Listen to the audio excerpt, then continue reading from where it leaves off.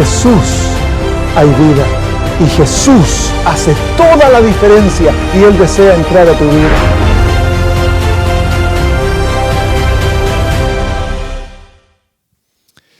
Muy buenas noches. Lindo poder ver sus rostros nuevamente. Y mientras el clima ya comienza a cambiar, pareciera, y que el otoño se está sentando para llevarnos al invierno, ver rostros felices es lindo.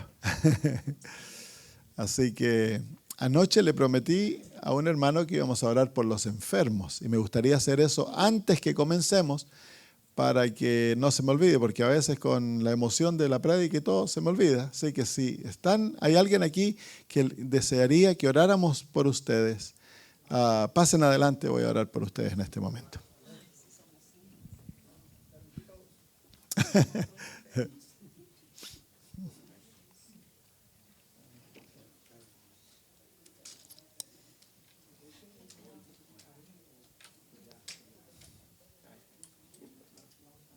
Venga más adelante, hermano, ¿qué es?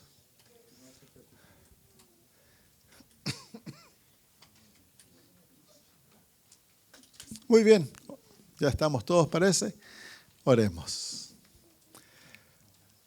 Nuestro amado Dios, esta noche es con gozo que venimos ante tu presencia, porque tú eres nuestro sanador.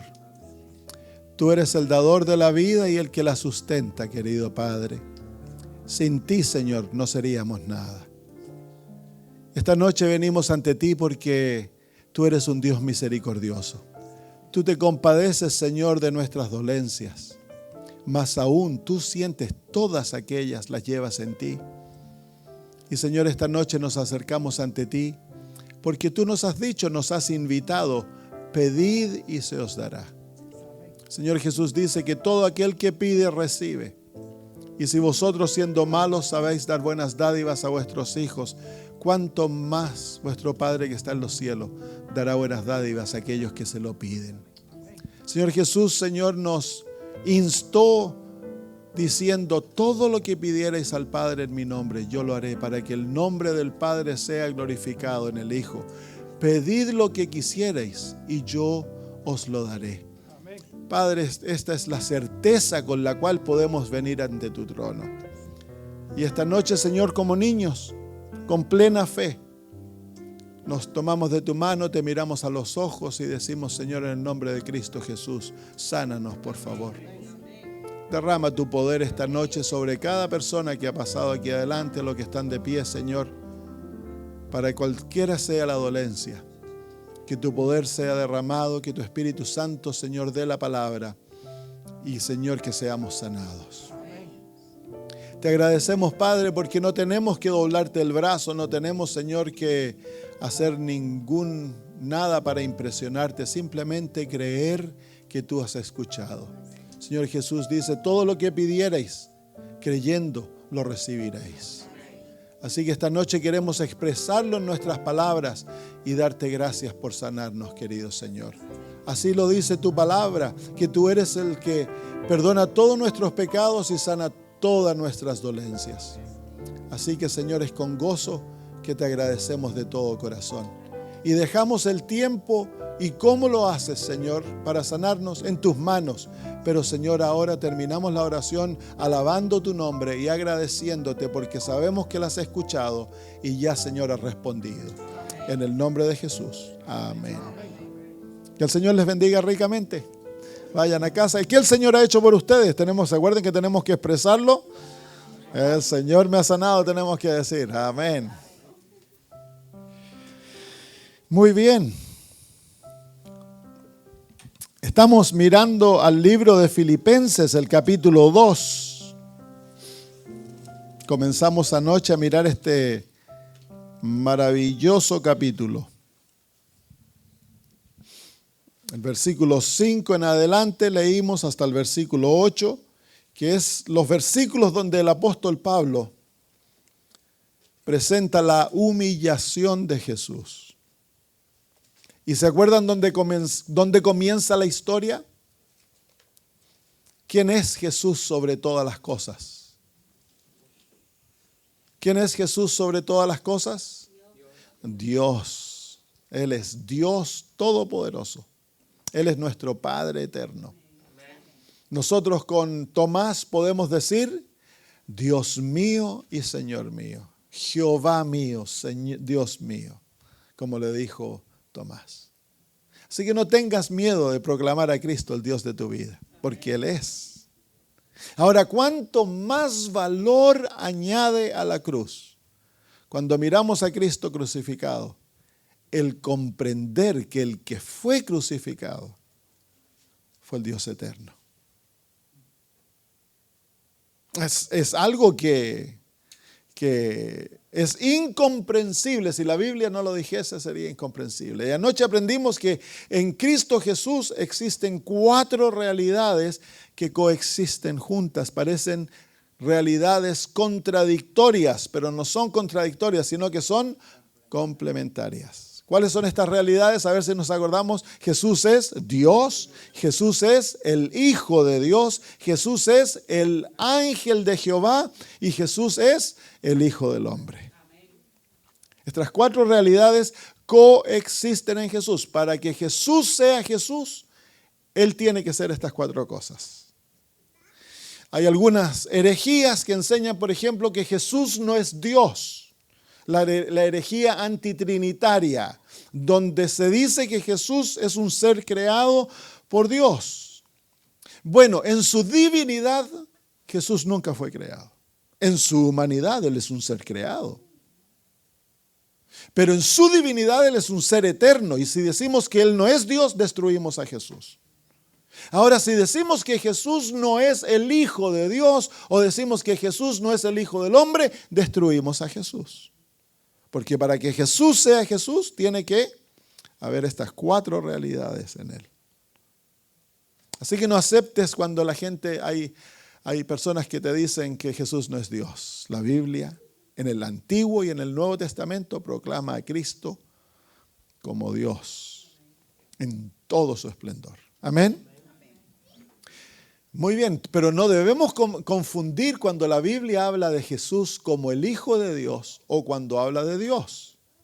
Porque a veces tomamos las declaraciones cuando Jesús se le habla de Él como el Hijo de Dios, por ejemplo, que Él es el primer nacido de toda la creación. Ahí no se está hablando de Jesús como Dios, se está hablando de Jesús como el Hijo de Dios. Y como el Hijo de Dios, Jesús tiene un origen, pero no como Dios. ¿Entiendes? Ahora, hay un principio cuando nosotros estudiamos la Biblia que es importantísimo comprenderlo, que es la naturaleza de la verdad. La verdad por naturaleza tiene por lo menos toda verdad, 2 ingredientes.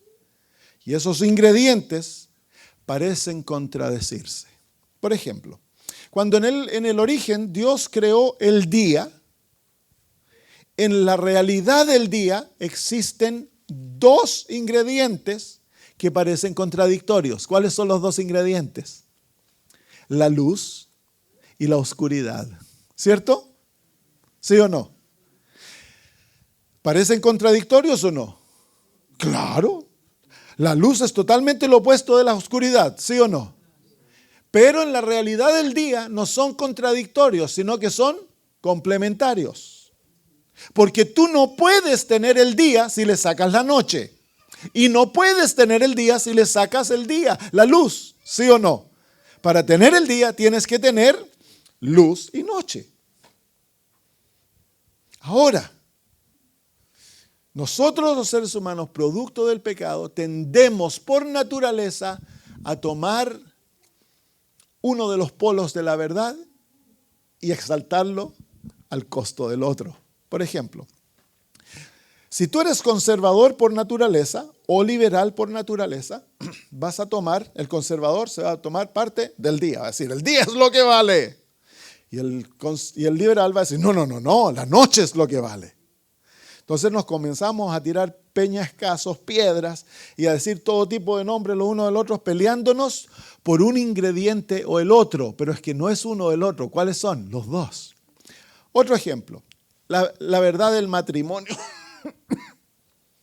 En la verdad del matrimonio hay 2 ingredientes. ¿Cuáles son los ingredientes? el hombre y la mujer. ¿Son contradictorios? Totalmente.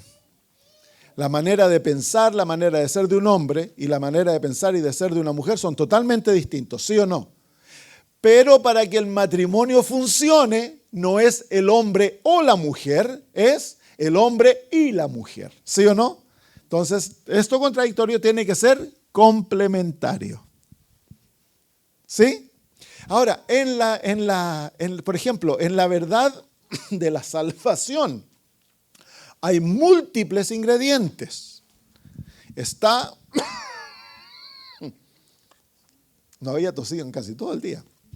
Está la ley, parte de la experiencia de la salvación. ¿Cuál es lo opuesto a la ley? La gracia. ¿Sí o no? Y entonces en el cristianismo por años ha habido una controversia. Y la controversia es ley o gracia. ¿Sí o no? Pero es que no es ley o, es ley y. Ambas son necesarias. Muchas gracias, muchachito. Ahora ya tengo 2 botellas. Ahora está la otra. Está justificación. ¿Cuál es el polo opuesto a justificación? Santificación. Entonces, la iglesia, el más liberal se va por la justificación. El más conservador se va por la santificación. Y se tiran piedrazos de un lado al otro y se argumentan y muestran textos bíblicos. Pero es que no es justificación o santificación, es justificación y santificación. Ahora, tenemos fe. ¿Cuál es el polo opuesto a la fe? Obras. Entonces nos peleamos fe o obras, pero es que no es fe o obras, es fe fe u obras, debe ser realmente en español. Entonces fe y obras. Toda verdad de las Sagradas Escrituras tiene por lo menos 2 polos. Entonces cuando tú encuentras un polo de la verdad, ¿qué tienes que inmediatamente hacer? ¿Qué pasa si yo digo, no, es obras? ¿Qué tipo de cristianismo vas a tener? Legalista. Entonces, ¿qué pasa si digo, no es obras, es solo fe? ¿Qué tipo de cristianismo vas a tener? Un cristianismo liberal. Solamente puedes tener la verdad balanceada cuando unes los 2 polos. Déjalos en tensión, porque Dios los creó en tensión. La noche y la luz están en tensión, ¿sí o no? Y no podemos destruir la tensión. Hay que dejar la tensión. Tenemos que aceptarlo. Si no lo puedes explicar, está bien. No lo expliques. Todo lo que tienes que hacer es aceptarlo. Es fe y obras. Es ley y gracia. Es justificación y santificación. Y eso te da la experiencia de la salvación.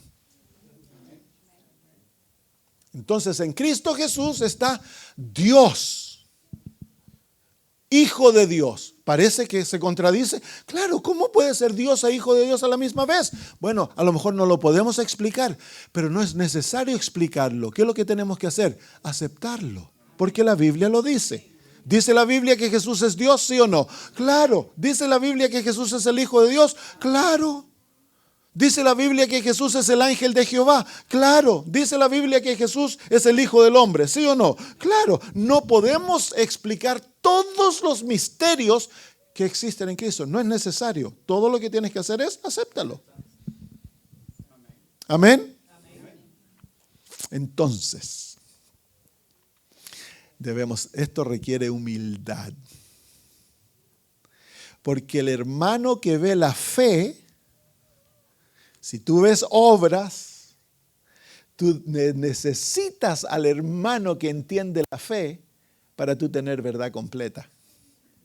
Y el hermano que ve la fe, pero no ve las obras, necesita al hermano que ve las obras para tener verdad completa. Pero como somos orgullosos, queremos borrar al hermano que ve las obras para tener una iglesia que solo ve fe.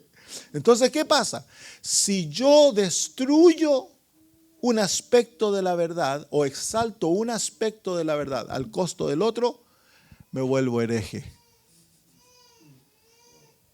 La herejía es un imbalance de la verdad. Amén. Muy bien. Con eso vamos a estudiar otro versículo de Filipenses 2. Esa fue una breve introducción al mensaje de hoy. Filipenses 2, 7. Vamos a leer 6 y 7.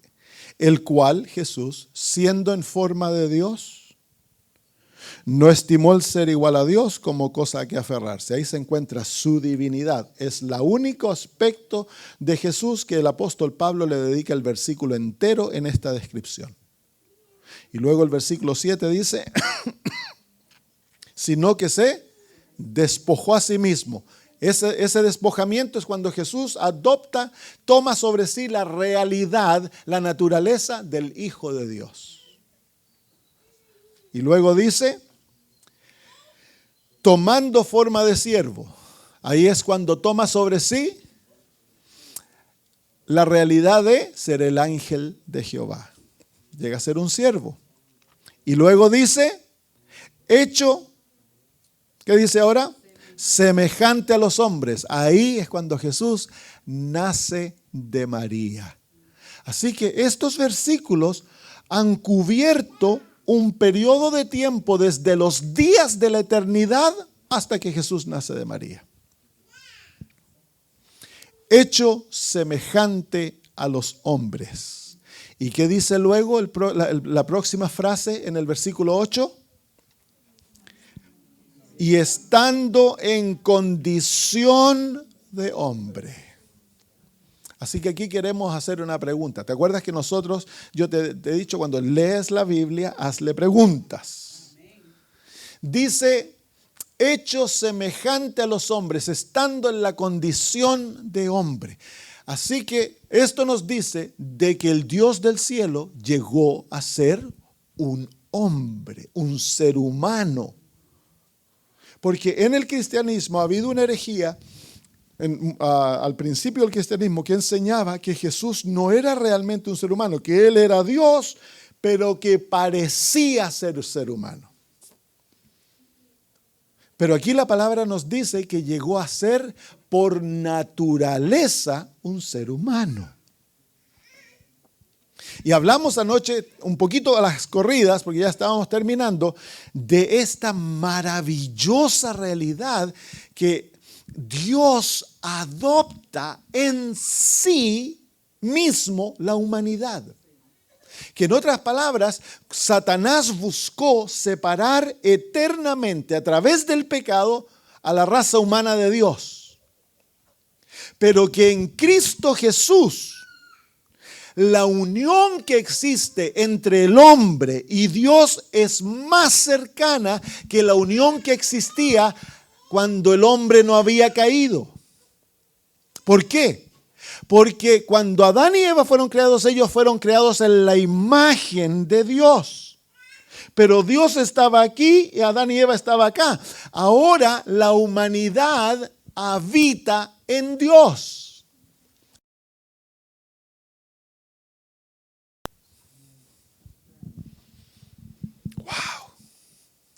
¡Wow! ¿Cómo puede ser esto? Porque el Hijo de Dios, Jesús, se hizo ser humano. Porque de tal manera amó Dios al mundo que dio su Hijo unigénito.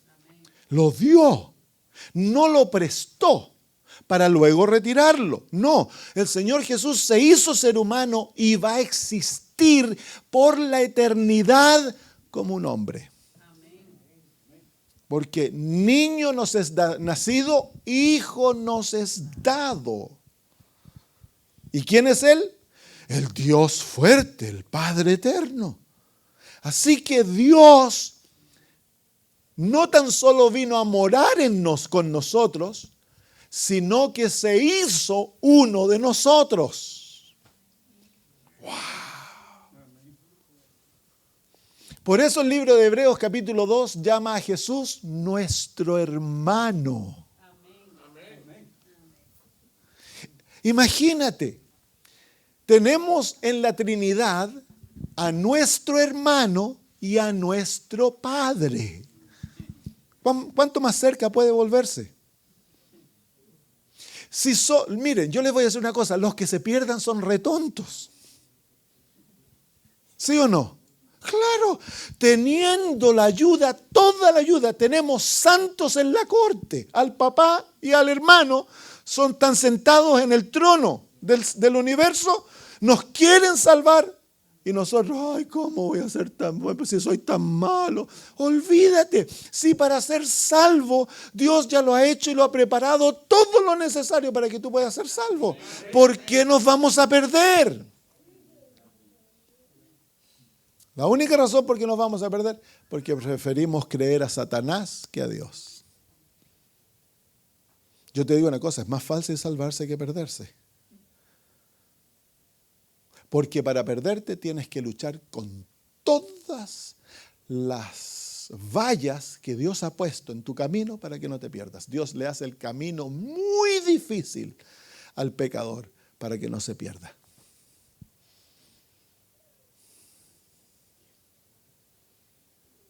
Entonces el Dios del cielo llegó a ser uno de nosotros. Pero al llegar, no tan solo Él llegó a ser uno de nosotros, Él nos adoptó a todos nosotros en su naturaleza. La Sagrada Escritura presenta un misterio que no lo vamos a entender.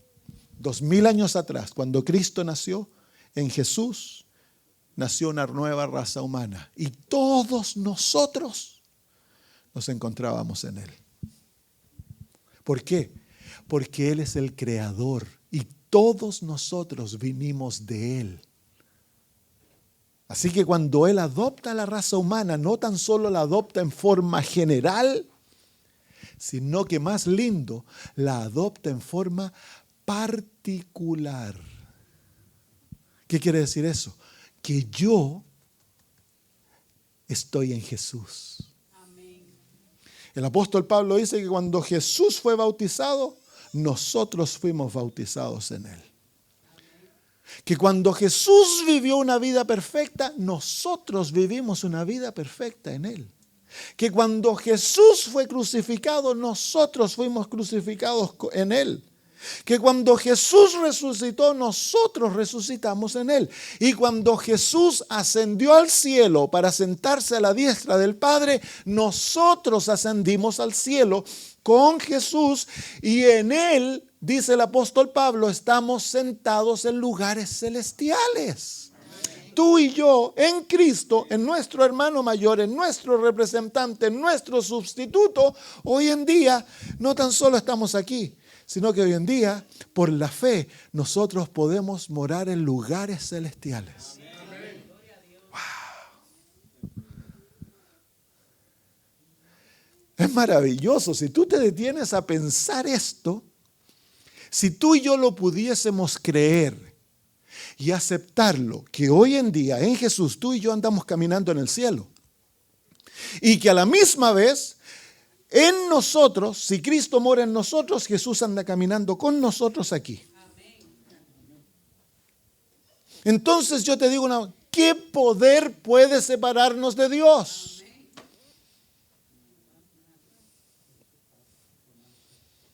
¿Qué poder te puede separar de Dios? Nadie te puede separar de Dios, solo tú, conscientemente. Si escoges, Dios no puede hacer nada. Porque Él no puede violar tu libertad de conciencia. Así que ahora viene la pregunta que tenemos que hacer del texto. Hechos semejante a los hombres, tenemos que hacernos esta pregunta. Hechos semejantes a qué hombre. Pero dice, ¿cómo puede ser eso? Es que en la Biblia se presentan dos naturalezas humanas. ¿Sí o no? ¿Sí o no? Hubo una naturaleza humana antes de caer, la naturaleza que tenían Adán y Eva. Era una naturaleza en la imagen de Dios, era una naturaleza perfecta, una naturaleza pura, una naturaleza justa, una naturaleza santa que estaba unida naturalmente con Dios, ¿cierto? Y luego viene una naturaleza caída, una naturaleza rebelde, una naturaleza mala, una naturaleza sucia, una naturaleza que ama el pecado, una naturaleza que odia a Dios. Entonces nos preguntamos la pregunta esencial cuando Jesús se hace hombre. ¿Cuál naturaleza tomó? Vamos a ver lo que la Biblia nos dice, pues, porque no es el pastor Samuel que tiene que responder. ¿Qué tiene que responder? La Biblia. Amén. ¿Trajiste tu Biblia? Muy bien, vamos al libro de Hebreos. Hebreos capítulo 2. Aquí hay tanto que decir, ¿no? Hebreos capítulo 2, versículo 14. Así que por cuanto los hijos participaron de carne y sangre, ¿qué dice ahora? Él, ¿quién es él? Jesús también participó de lo mismo. ¿De qué participó él? De lo mismo. ¿Qué es lo mismo? Carne y sangre. ¿Con qué propósito? Dice, para destruir por medio de la muerte al que tenía el imperio de la muerte, esto es, al diablo. Así que Jesús se encarna, toma sobre sí nuestra carne, nuestra sangre, nuestra naturaleza, pero es una naturaleza mortal. Él ha de morir, Él viene con el propósito de morir. ¿Por qué viene con el propósito de morir? Porque Él viene a destruir el imperio de la muerte. Viene a destruir a Satanás. Entonces Él va a morir. Ya lo vamos a entender un poquito más en un poquitito. Me hago la pregunta, ¿cuándo el hombre se hizo mortal? Cuando pecó. Así que naturalmente aquí Jesús ha de tomar la naturaleza del hombre luego que haya pecado, porque Adán y Eva no podían morir si no pecaban. Ellos eran inmortales hasta que pecaron, ¿sí o no? El día que de él comieres, ciertamente morirás. ¿Cuándo morirían? Cuando comieran. Si no comían, no morían. Dios nos creó para vivir eternamente. Muy bien, sigamos leyendo. Así que,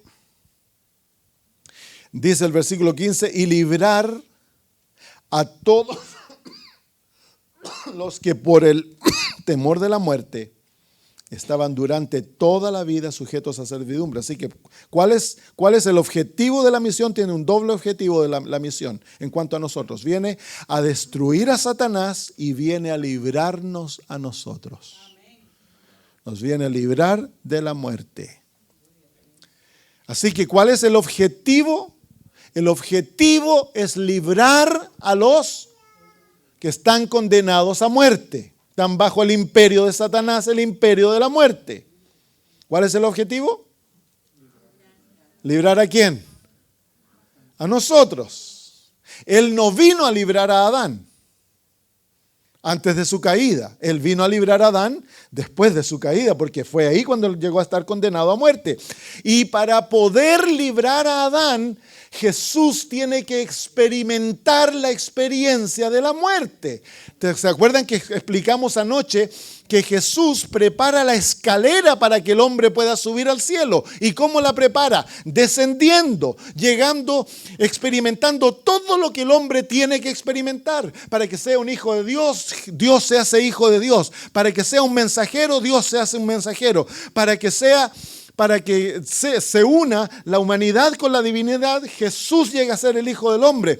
Ahora, para que el hombre pueda vivir perfecto, Jesús vive una vida perfecta. Para que el hombre pueda ser rescatado de la muerte y sus pecados sean pagados, Jesús tiene que ir a la muerte y derrotar la muerte, obtener la victoria sobre la muerte, y así nosotros podemos ser librados de la muerte, nuestros pecados pagados, y ahí ascender paso a paso hasta llegar nuevamente a Dios. ¡Qué Salvador tenemos! Amén. Este es un superhéroe. Entonces el versículo 16. Porque ciertamente no socorrió a los ángeles, sino que socorrió ¿a quién? A la descendencia ¿de quién? Así que viene Él a ayudar a los descendientes de Abraham, a los hijos de Abraham. Y los hijos de Abraham son santos o caídos. Caídos. Entonces, para poder rescatar a los caídos, ¿qué se tiene que hacer Jesús? Caído. Y luego dice así, versículo 17. Por lo cual debía ser, en las próximas dos palabras, leámoslas juntos. En todo, semejante ¿a quién? A sus hermanos. ¿Con qué propósito? Para venir a ser misericordioso y fiel sumo sacerdote en lo que Dios se refiere, para expiar los pecados del pueblo.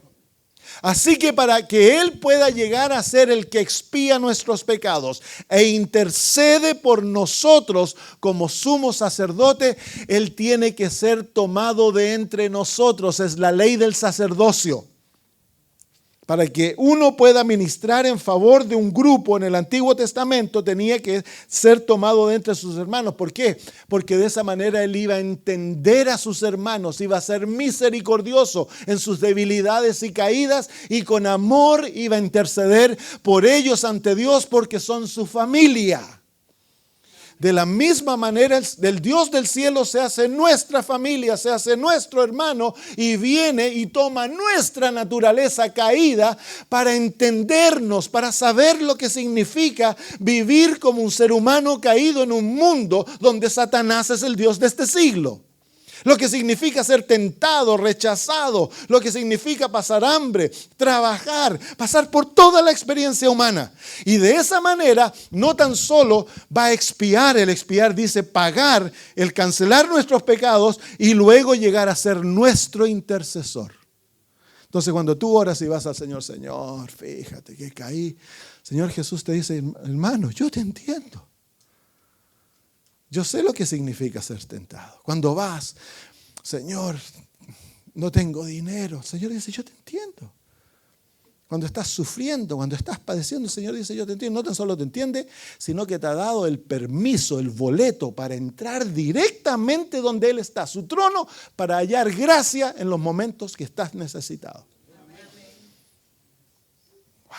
Por eso no necesitamos santos ni vírgenes ante la presencia de Dios. Todo lo que necesitamos es a nuestro hermano. Eso es todo lo que necesitamos. ¿Amén? Claro. Lo otro es una falsa creación que destruye el carácter de Dios. Porque ¿de dónde se creó la teología que necesitábamos otros intercesores? Porque lo que se enseña es de que Dios está tan enojado con la raza humana y está a punto de destruirnos que ni siquiera Cristo puede detenerlo, sino que necesita a la Virgen María y necesita a otras vírgenes y necesita a los santos. Y la multitud de estos están deteniendo la ira de Dios. Mentira, si Dios no está enojado con nosotros. Somos nosotros los que estamos enojados con Dios. Porque de tal manera odió Dios al mundo. ¿Eso es lo que dice? No, ¿qué dice? Porque de tal manera amó Dios al mundo. Dios nos ama. Nos dio un hermano para que nos represente allá en las cortes celestiales, para que hable en nuestro favor. El sacerdote en el Antiguo Testamento llevaba 12 piedras en su pecho que representaban a Israel. Y eso que decía que él intercedía en favor de Israel porque los amaba. Los llevaba en sí mismo. Jesús no lleva piedras, Él nos lleva en su naturaleza, nos lleva a todos nosotros. Amén, qué lindo, ¿no? Entonces, ¿qué naturaleza toma Jesús? Bueno, Él fue hecho en semejanza a nosotros en todas las cosas. Pero para que quede claro, vengan conmigo al libro de Romanos capítulo 8.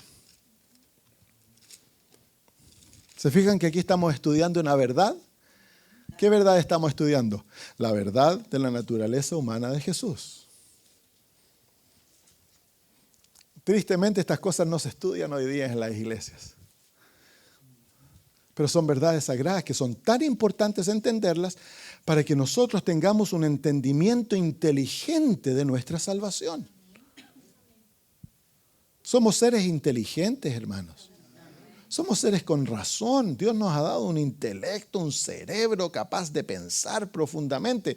Pero tristemente la televisión, los medios sociales han destruido la capacidad del ser humano de pensar.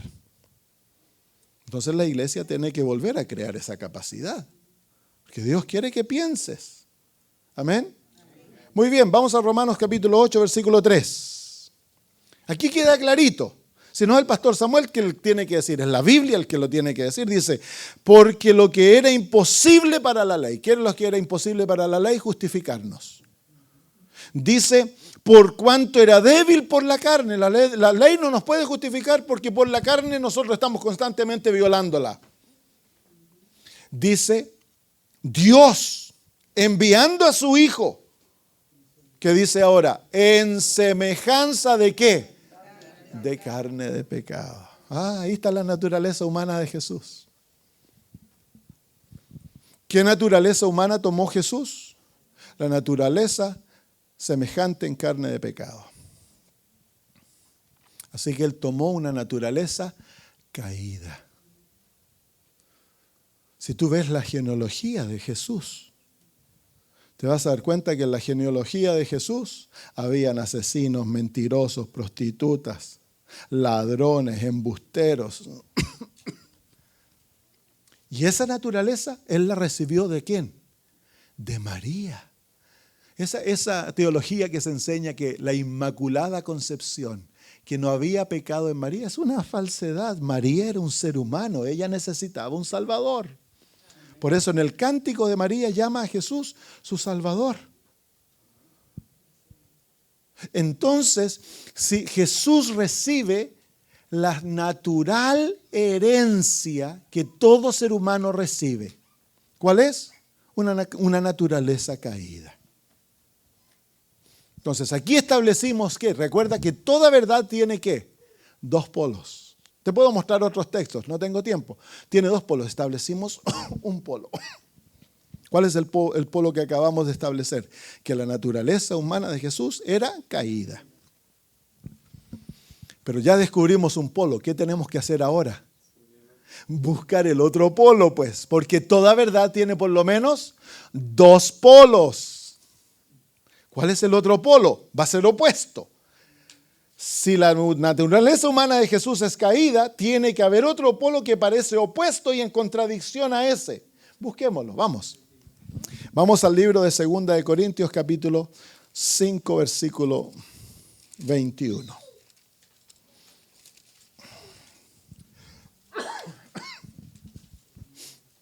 Segunda de Corintios 5, 21. Dice, al que no, ahí está el otro polo. ¿Se fijan? Que es totalmente opuesto. ¿Por qué? Porque él recibió una naturaleza caída, una naturaleza pecaminosa y sin embargo no conoce pecado. Vamos al libro de Hebreos. Hebreos capítulo 4,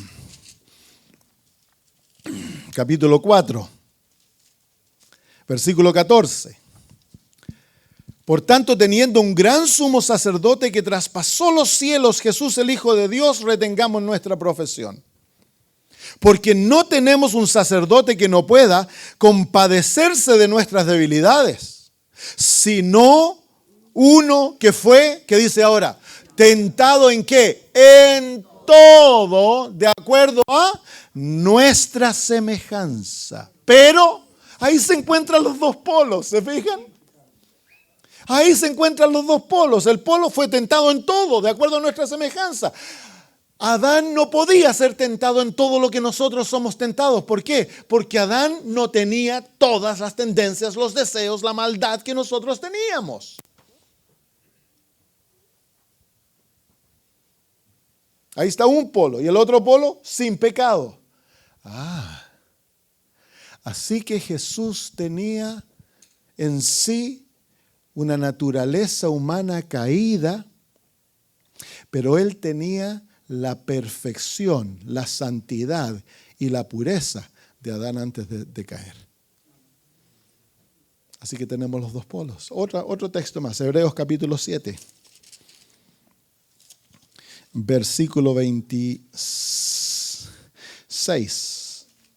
Porque tal sumo sacerdote nos convenía. ¿Qué dice ahora? Santo. La próxima palabra, inocente. Y sin mancha, apartado de los pecadores. Ahí se encuentran los dos polos de la naturaleza de Jesús.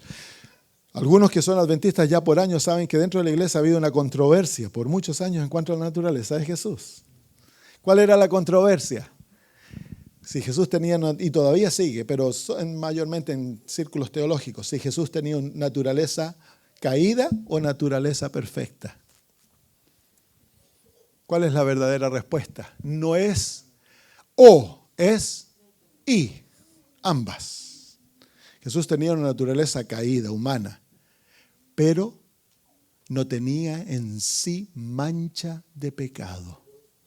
Él era puro, santo, perfecto, inocente. Cuando Jesús iba a entrar en su último conflicto, dice, el príncipe de este mundo viene, pero él no tiene nada en mí. Nada. Ni un deseo. Fue tentado en todo y nunca un ser humano ha sido tentado como Jesús fue tentado. Desde el momento que nació, Satanás comenzó a perseguirlo, paso a paso, todo, cada centímetro, cada inche que él avanzaba fue conquistado con una lucha con el enemigo, porque Satanás sabía de que si Jesús era victorioso, llegaba a su fin. En todo, absolutamente todo, le tiró todo lo que Satanás sabía cómo hacer caer la naturaleza humana, lo atacó constantemente. Y especialmente lo vemos cuando viene el ataque en el desierto.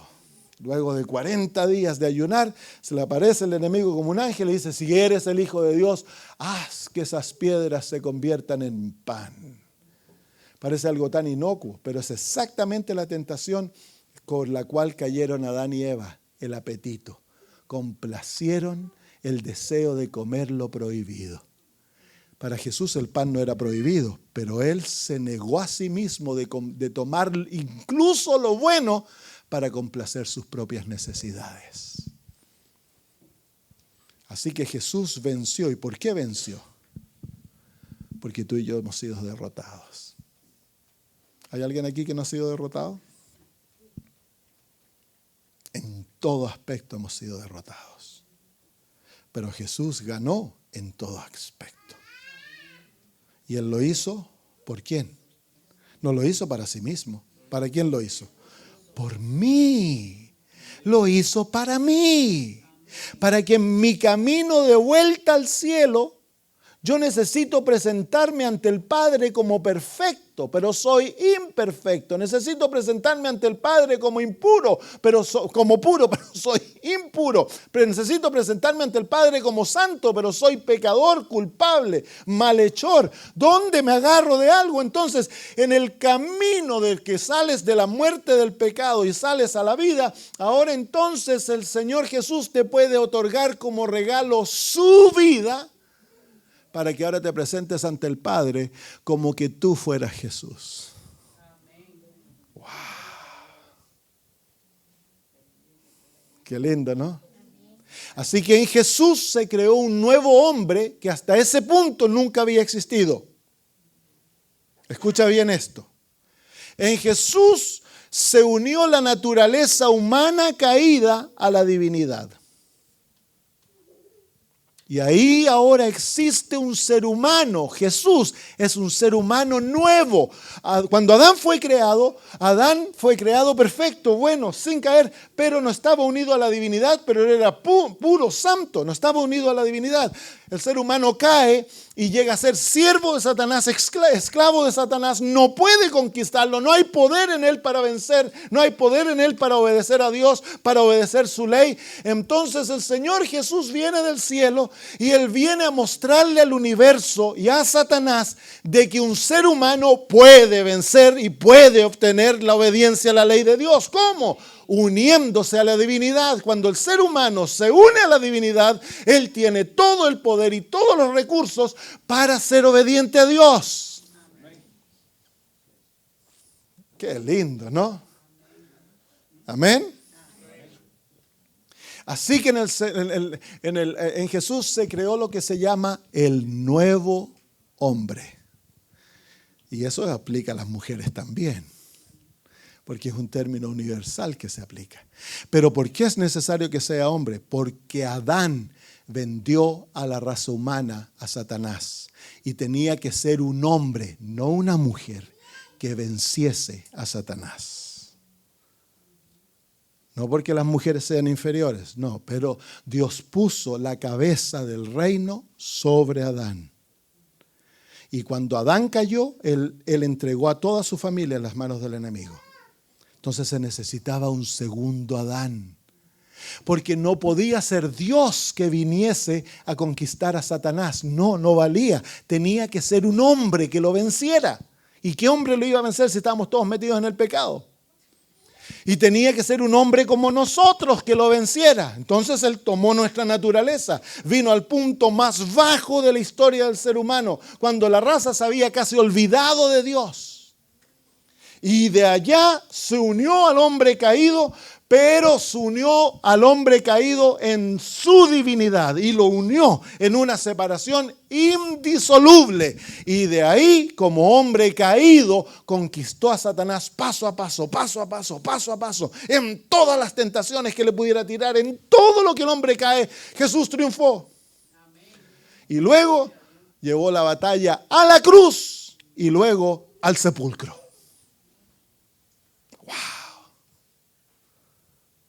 Amén. Porque Jesús las tenía que conquistar todas. Si fallaba en un punto, se perdía toda la raza humana y se perdía Él. Así que el cielo se las jugó todas. El Padre podía perderlo todo. Y Jesús se podría haber perdido eternamente. Yo te voy a mostrar ahora de que Jesús murió perdido. Él murió la segunda muerte, porque Él murió como el culpable. Leámoslo. Vamos de vuelta a Filipenses. Filipenses capítulo 2, versículo 8. Estando en la condición de hombre, ¿qué dice ahora? Se humilló a sí mismo. Entonces, ¿cuál es el próximo paso? Nace como un niño. Recuerda que este es un niño que a la misma vez es Dios. Pero Él se humilla a sí mismo. Él no va a depender de sí mismo. Él no va a depender de sus poderes, de su conocimiento. Él va a morir a su divinidad momento a momento. Por eso la tentación en el desierto: si eres el Hijo de Dios, muéstrame tu poder y yo te creo. En la cruz, ¿cuál fue la tentación? A su divinidad. Jesús confrontó tentación en dos aspectos: su divinidad y su humanidad.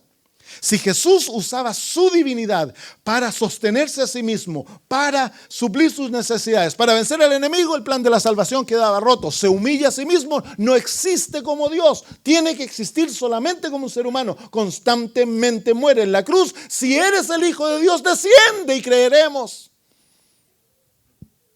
Se humilló a sí mismo.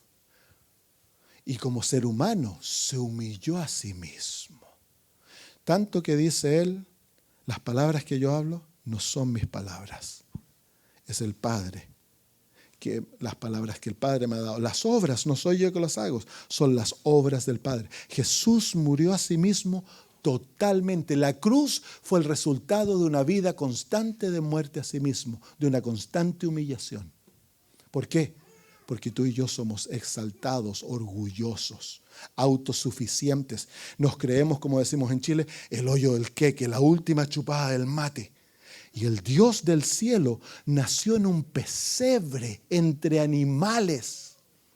Vivió como el hijo de un carpintero, aborrecido, rechazado. Su papá murió temprano, quedó como hijo de una madre soltera, una madre viuda. Sufrió la ridiculización, el rechazo, padeció hambre, tuvo que desde temprana edad comenzar a sostener la familia. Se humilló a sí mismo, las padeció todas. Lo escupieron, lo golpearon, lo flagelaron y ni siquiera una vez miró a alguien con ojos de ira. Amó hasta lo más profundo. Se humilló a sí mismo y ¿qué dice ahora? Haciéndose obediente. ¿A quién? Al Padre, pues. Vivió en plena obediencia a Dios. ¿Por qué? Porque eso es donde nosotros hemos fallado. Nosotros desobedecimos y pecamos. Él obedeció, nunca pecó. Totalmente obediente, perfectamente obediente. ¿Por qué? No para Él, porque Él desarrolla una vida ¿para quién? Para ti, para mí. Su vida es mi legado, es lo que Él me ha dejado para que yo pueda ser recibido por Dios y aceptado. Lo vamos a estudiar eso mañana y pasado mañana.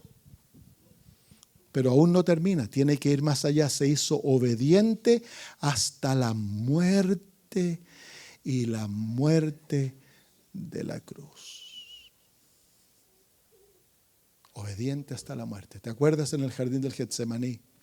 Padre, si esta copa no puede pasar de mí, no se haga mi voluntad, mas tu voluntad. Ahí se encuentra clarito que Jesús, su humanidad no quería ir a la cruz. Pero Jesús no se escucha a sí mismo, sino que sigue la voluntad del Padre, porque para Él el gozo más grande de Cristo era obedecer a su papito, complacerlo, hacer feliz a su Dios. Como ser humano, el Dios nuestro también es Dios de Jesús. Qué interesante, ¿no? Son iguales, pero como ser humano, nuestro Dios es su Dios. Nuestro Padre es su Padre. Gracias a Él, dice el apóstol Pablo, que hoy nosotros podemos llamar al Padre de la misma manera que Jesús lo llamó. Abba, papito. Qué lindo, ¿no? Olvídate de ese cuadro del Dios distante, el Dios que no se preocupa. El Dios del cielo es tu papito. Gracias a Jesús. Entonces, ¿qué ocurre en la cruz? ¿Qué ocurre en el jardín del Getsemaní y en la cruz? Vamos al libro de Isaías, capítulo 53.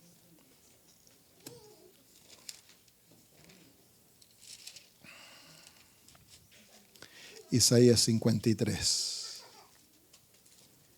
Vamos a leer desde el versículo 2. Esto es probablemente el texto más sublime del Antiguo Testamento.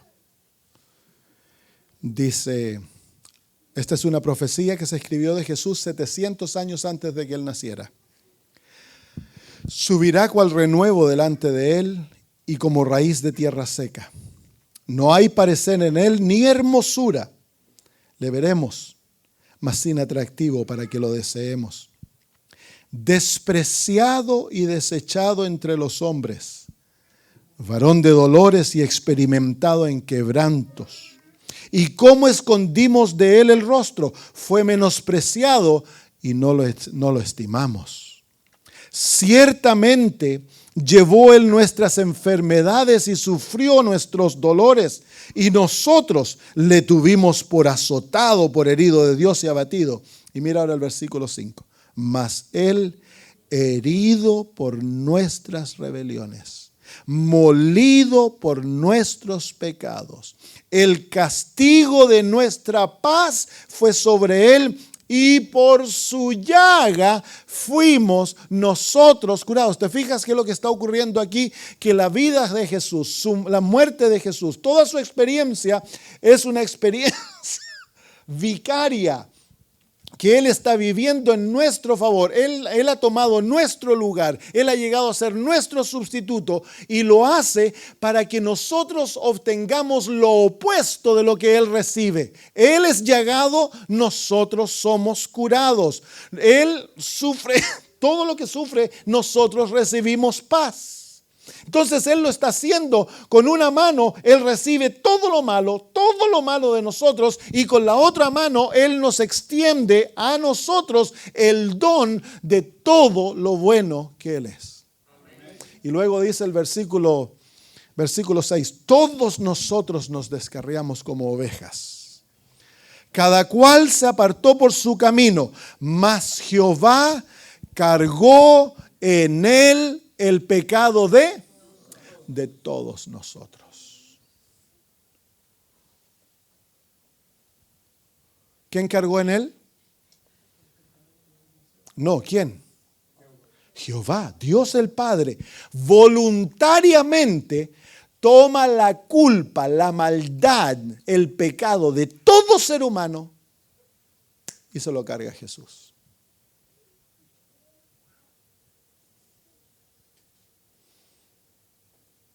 ¿Con qué propósito?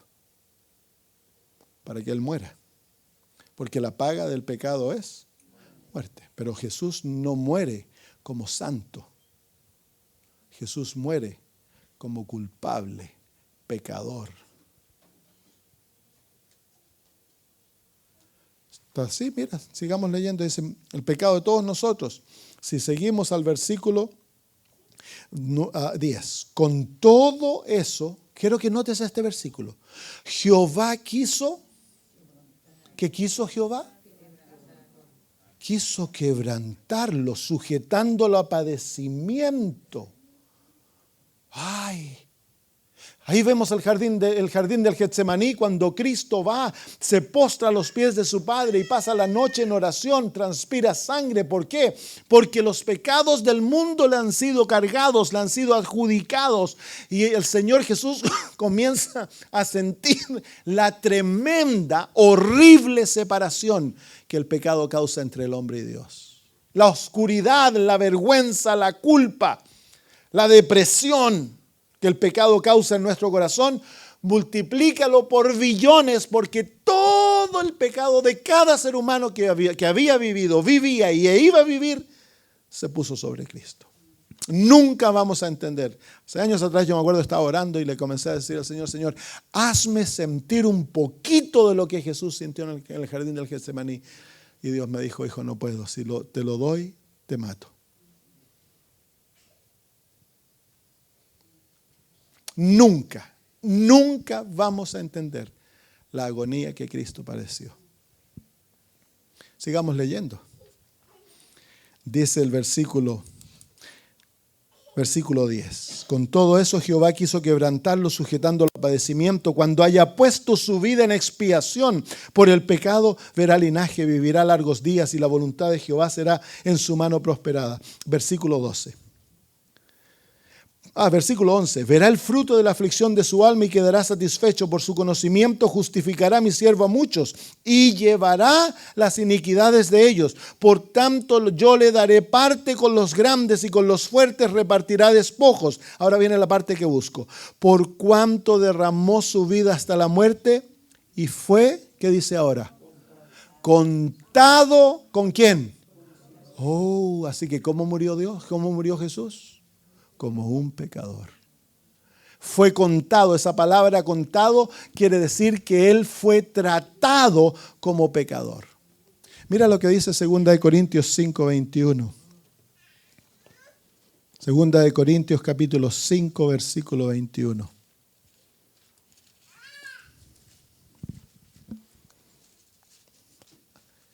Al que no conoció pecado. ¿Qué dice ahora? Por nosotros, ¿qué dice la próxima palabra? Lo hizo pecado. ¿Qué significa la palabra hizo? Esta palabra es mucho más profunda de que el Señor Jesús tan solo llevó nuestros pecados. ¿Qué significa la palabra hizo? en ese texto. Jesús llegó a ser nuestro pecado. ¿Te acuerdas cuando el Señor Jesús le dijo a Nicodemo?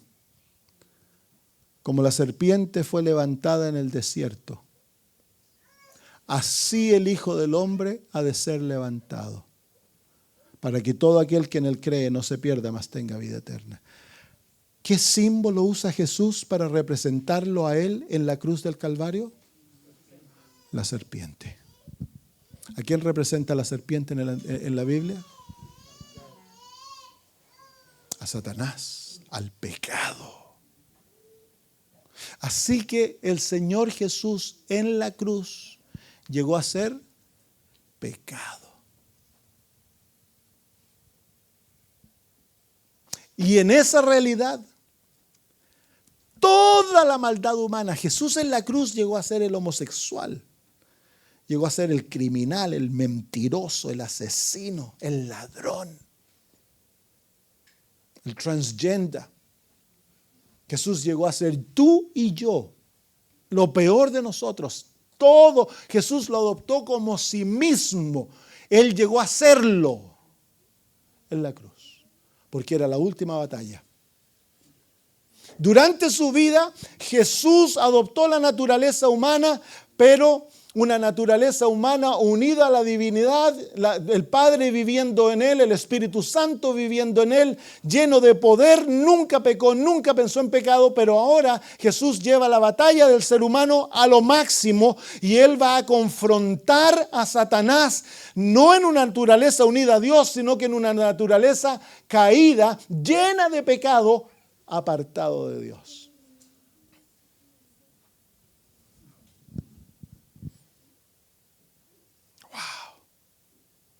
¿Te acuerdas cuando Jesús exclamó? Eli, Eli, Eli, lama sabactani, que significaba, mi Padre, ¿por qué me has abandonado? Solo, totalmente abandonado. ¿Caería Jesús? ¿Pecaría? ¿Escogería ceder?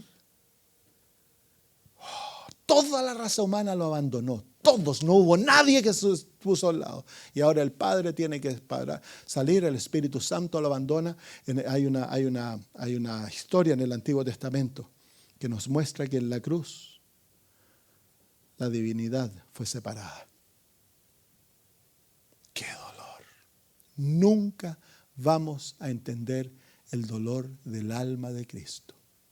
La hermana de White dice que el dolor de Cristo, el dolor de su alma era tan profundo, tan agudo, que él casi no sentía el dolor físico.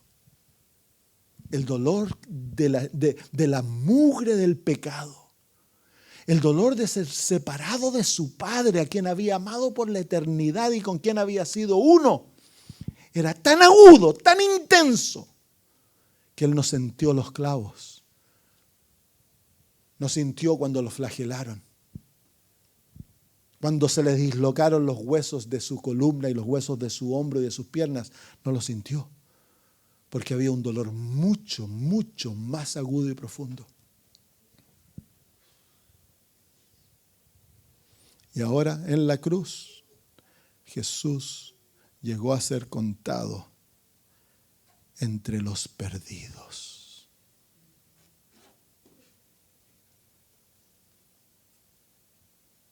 Contado entre los pecadores. La batalla es aguda. Todo el universo mira a Cristo. Cristo Jesús ha llegado a ser el centro. Los ángeles del cielo, el Padre están observando la batalla. Nadie puede intervenir. Él tiene que pelear esta última batalla en nuestro favor. Y llega la hora a las 3 de la tarde, cuando la profecía decía que tenía que morir. Y exclama, Padre, Padre. Antes de eso dice, hecho está. Padre, en tus manos encomiendo mi espíritu. Y gana la batalla. ¿Por qué? La fe es la victoria que vence al mundo. murió por fe y encomendó su vida, a pesar de que todo le decía que Dios lo había rechazado. Él por fe se entregó a su Padre y encomendó su vida a Él y lo llamó Padre. Y ahí está la victoria. Y luego fue llevado al sepulcro. El dominio de Satanás. Ese fin de semana fue el fin de semana más tranquilo en el mundo, porque Satanás llamó a todos sus ángeles a que vinieran a cuidar el sepulcro. Jesús no podía resucitar. Qué batalla aquel domingo de mañana, ¿no? Cuando llegó, de acuerdo a la profecía, tenía que resucitar el tercer día. El sol estaba saliendo, y cuando el sol estaba saliendo, un ángel descendió, el ángel Gabriel descendió, 2 ángeles vinieron, pero el representante de Dios mismo, el ángel Gabriel, viene y lo llama: Hijo de hombre, tu Padre te llama. Y con el poder de Cristo que yacía en él, despertó y resucitó y rompió los eslabones del sepulcro y se selló su victoria sobre Satanás. Satanás es un enemigo vencido. Amén. Amén. Queridos hermanos, Cristo resucitó. Él está vivo, Él no está muerto. Él ascendió al cielo, ese mismo día ascendió al cielo y se presentó ante su Padre, y Dios aceptó el sacrificio en favor de la raza humana. Por lo tanto, todos nuestros pecados han sido pagados. El Señor ya canceló la deuda. El Señor ya nos unió a Dios. Ahora nosotros tenemos que escoger si somos salvos o nos perdemos. Pero la batalla ya se ganó. Amén. ¿Por qué nos vamos a perder? El que se pierde, como dije al principio, es re tonto. Pero tienes la libertad. Pero para ser salvo, la condición es Cristo Jesús. Dice el apóstol Pablo, el apóstol Juan, que la vida se encuentra en Cristo. El que tiene el Hijo, tiene la vida. El que no tiene el Hijo, no tiene la vida. Porque de tal manera amó Dios al mundo que dio a su Hijo unigénito, para que todo aquel que en Él crea no se pierda, mas tenga vida eterna. ¿Cuál es la condición? La condición es Cristo Jesús. Hemos de aceptar a Cristo como nuestro Salvador. Hemos de entregarle nuestra vida. Hemos de invitarlo que tome nuestro corazón. Y hemos de unirnos a Él. Hemos de reconocer aquella unión y decirle: Señor, yo ya no quiero vivir separado de ti. Yo quiero que tú seas mi Salvador. ¿Hay alguien aquí esta noche que quiere decirle: Señor, yo quiero aceptarte como mi Salvador? Yo quiero que tú entres a mi vida y tomes control. Te doy todo lo que soy y quiero que tú me salves. Si ese eres tú, podrías ponerte en pie donde estás esta noche. Darle tu vida a Cristo, aceptarlo como tu Salvador, es la decisión más importante de la vida. Amén. Y si lo haces, pasas de muerte a vida. Amén. Muy bien, oremos. Padre maravilloso, qué lindo es el plan, pero qué triste es todo lo que nuestro Salvador tuvo que pasar para poder rescatarnos. Pero hoy, Señor, unimos nuestras voces en adoración a nuestro Señor Jesucristo. Él es digno de recibir el poder, la honra y la gloria, porque Él murió, fue enterrado y resucitó, y hoy está a tu diestra, Señor. Creemos de corazón hoy de que la vida, la muerte y la resurrección de Cristo es más que suficiente. Que tú, Señor, tu ley ha sido satisfecha. Que Él ha unido a cada uno de nosotros a ti. Hemos sido reconciliados contigo. Que nuestros pecados han sido clavados en aquella cruz. Y que hoy tú deseas perdonarnos individualmente. Te quiero suplicar, Señor, que en este momento cada uno de nosotros habla nuestro corazón a Jesús. Señor Jesús, yo te lo he dicho antes. muchas veces, pero te lo digo esta noche. Tú eres todo para mí. Tú eres mi Salvador. Sin ti no sería nada. Y quiero pedirte que cada uno de mis hermanos y amigos esta noche te digan lo mismo. Señor, esta noche te invito a que vengas a morar a mi corazón nuevamente. Toma el asiento del trono. Sé tú el Señor de mi vida. Lávame y límpiame todos mis pecados. Y hazme tuyo, querido Señor. Haz conmigo lo que tú desees, pues ya has hecho lo más difícil. Querido Señor, esta noche te acepto como mi Salvador. Di lo mismo, querido hermano, querido amigo, en tu mente. Dilo audible si quieres decírselo. En este momento díselo: Señor, tú eres mi Salvador. Te acepto como mi Salvador y en ti confío. Y creo que tu muerte es más que suficiente para pagar todos mis pecados. Y que en ti he sido reconciliado con el Padre. Lo creemos y lo aceptamos y nos regocijamos en ti, Señor Jesús. Y te amamos de todo corazón. Gracias, en el nombre de Cristo. Amén.